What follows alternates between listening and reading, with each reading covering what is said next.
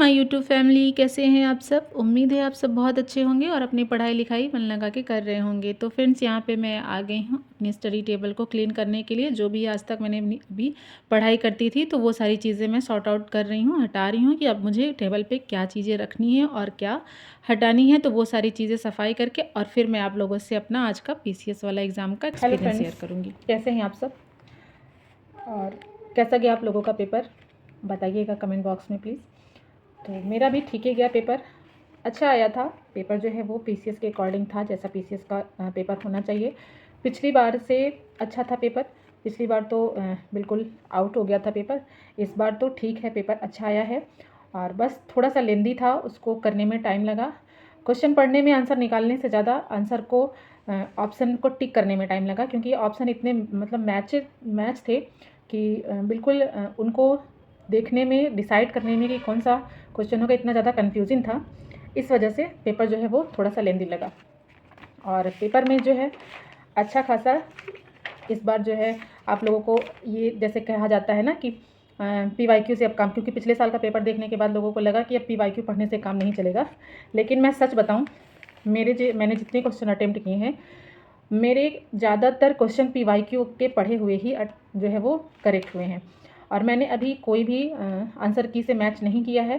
जब तक आयोग की आंसर की नहीं आ जाएगी मैं किसी से मैच नहीं करूँगी, क्योंकि यूट्यूब से मैच करने के बाद फिर बहुत ज़्यादा कन्फ्यूजिंग हो जाता है और मैं उस सब चीज़ में नहीं पढ़ना चाहती। मैंने अभी 2 दिन रेस्ट लिया है और अब जब तक 1-2 दिन में आंसर की आ जाएगी, और जब आंसर की आ जाएगी फिर मैं मैच करके फिर आप लोगों को अपना स्कोर जो है वो बताऊँगी। लेकिन इतना ज़रूर कहूँगी कि हाँ, आप लोग PYQ को अच्छे से एनालिसिस करिए, अच्छे से पढ़ाई करिए और ज़्यादा से ज़्यादा क्वेश्चन, जैसे कि आप हिस्ट्री का क्वेश्चन ले लीजिए। हिस्ट्री के तो आप ज़्यादा से ज़्यादा क्वेश्चन आप PYQ पढ़ के आराम से कर सकते हैं।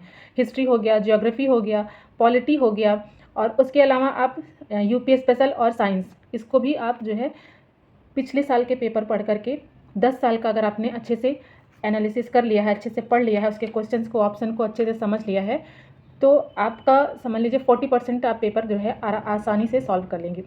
ठीक है। और इस पेपर को देने के बाद एक चीज़ तो समझ में आ गई कि प्रीलिम्स निकालने के लिए आपको इधर उधर भागने से अच्छा है कि आप ज़्यादा से ज़्यादा जो है कि बुक्स को जितना ज़्यादा हो सके आप रिवाइज़ करिए और कॉन्सेप्ट को क्लियर करिए। जब तक आप बेसिक नहीं क्लियर करेंगे तब तक आप PCS के पेपर में तो क्वालिफाई नहीं हो पाएंगे। अगर आप सोचिए कि हम लूसेंट पढ़ करके और वन लाइनर पढ़ के, जैसे कि RO के एग्ज़ाम में आया था, तो लोगों ने सोचा कि शायद इस बार PCS के एग्ज़ाम में वन लाइनर आ जाएंगे, लेकिन एक सिंगल क्वेश्चन ऐसा नहीं था जो कि आपका वन लाइनर रहा हो।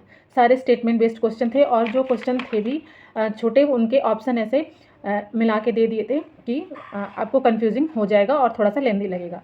और हाँ, इस बार जो है वो करंट का क्वेश्चन मतलब था, लेकिन उतना नहीं था जितना बाकी सालों में आता था। 30 से 35 क्वेश्चन करंट के रहते थे, लेकिन इस बार जो है मेरे हिसाब से तो आई थिंक 15 से 18 क्वेश्चन होंगे करंट के, यूपी और जो है अपना ये इसका मिला करके, इंडिया का पूरा करंट मिला करके 15 से, हमें लगता है 15 से 20 क्वेश्चन ही हैं।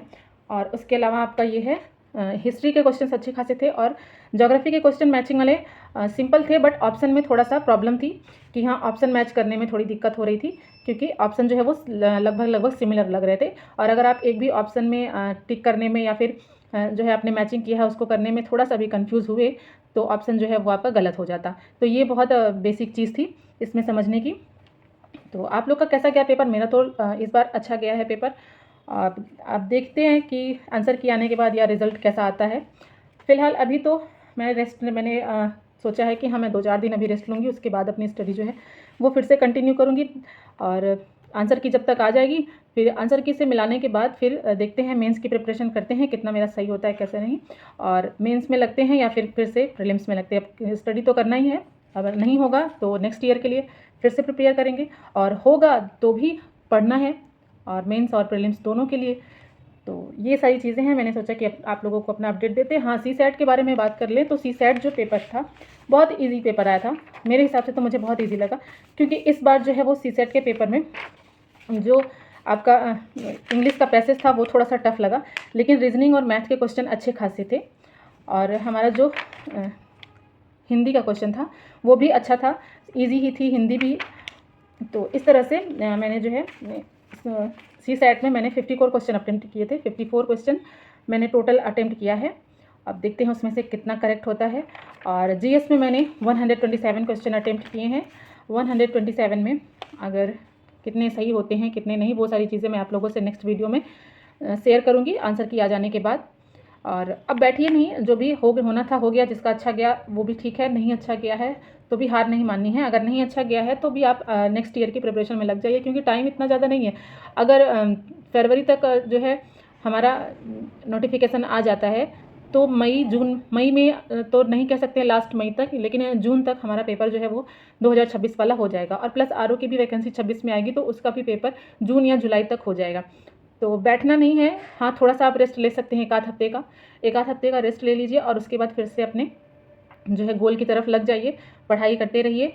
और ठीक है, अभी नहीं हुआ, अगर जिसका अच्छा हुआ है तो भी, नहीं हुआ तो भी मैंने भी सोचा है कि हाँ रिज़ल्ट आएगा तो अच्छी बात है, मेंस के लिए करेंगे, नहीं होता है तो फिर हम अपना 2026 के लिए फिर से प्रिपरेशन में लगेंगे। और नेक्स्ट क्या प्लान रहेगा, कैसे स्ट्रेटजी रहेगी, कैसे हम पढ़ाई करेंगे, आप लोग को सारी चीज़ें मैं नेक्स्ट वीडियो में शेयर करूँगी। और उसके साथ में अब किस तरह से पढ़ाई करेंगे, और जैसे कि अभी तक भी सेल्फ स्टडी से ही किया है मैंने, कभी कोई कोचिंग, कभी कोई कोर्स, ना तो ऑनलाइन ना ऑफलाइन, कुछ भी नहीं ज्वाइन किया है। मैंने जितनी भी पढ़ाई की है वो खुद के एक्सपीरियंस से। देखिए एग्ज़ाम देने से मैं यही सोच रही थी कि मैं एग्ज़ाम देने नहीं जाऊँगी, लेकिन एग्ज़ाम देने जाने से बहुत फ़ायदा हुआ कि आपको समझ में आता है कि हमारे एग्ज़ाम का पैटर्न क्या है, कैसे क्वेश्चन बनते हैं। तो बार बार एग्ज़ाम देने से ना मुझे मतलब अब ये चीज़ समझ में आ गया है कि क्या पढ़नी है और क्या चीज़ें छोड़नी है। जैसे लोग पूछते हैं ना कि क्या क्या पढ़ें, इतना वास्ट सिलेबस है और इसमें से कितना पढ़ें कि हमारा सिलेबस जो है वो कवर हो जाए या फिर कहाँ से आ जाएगा। तो देखिए जब बार बार आप पेपर देते हैं तो आपको समझ में आता है पैटर्न, और टॉपिक समझ आती है कि किस टॉपिक से ज़्यादा क्वेश्चन बन रहे हैं, किस सब्जेक्ट से ज़्यादा क्वेश्चन बन रहे हैं। तो ये सारी चीज़ें आपको तभी पता चलती हैं जब आप एग्ज़ाम दोगे, क्वेश्चन पेपर सॉल्व करोगे, और प्लस एग्ज़ाम हॉल में बैठ करके आप जब एग्ज़ाम देते हैं तो उसका एक्सपीरियंस अलग होता है। आप जो टेस्ट सीरीज सॉल्व करते हैं वो सारी चीज़ें एक्सपीरियंस अलग होता है, लेकिन जब आप एक एग्ज़ाम हॉल में बैठ करके और अपना पेपर सॉल्व करते हैं तो वो एक्सपीरियंस अलग होता है। तो इसलिए हार नहीं माननी है और फिर से पढ़ाई करने में लग जाना है। तो चलिए मिलते हैं आप लोगों से नेक्स्ट वीडियो में, तब तक के लिए अपना ख्याल रखिए और पढ़ाई करते रहिए। आंसर किया जाने के बाद मैं फिर आप लोगों को अपना फाइनल स्कोर जो है वो बताऊँगी। तो चलिए बाय बाय।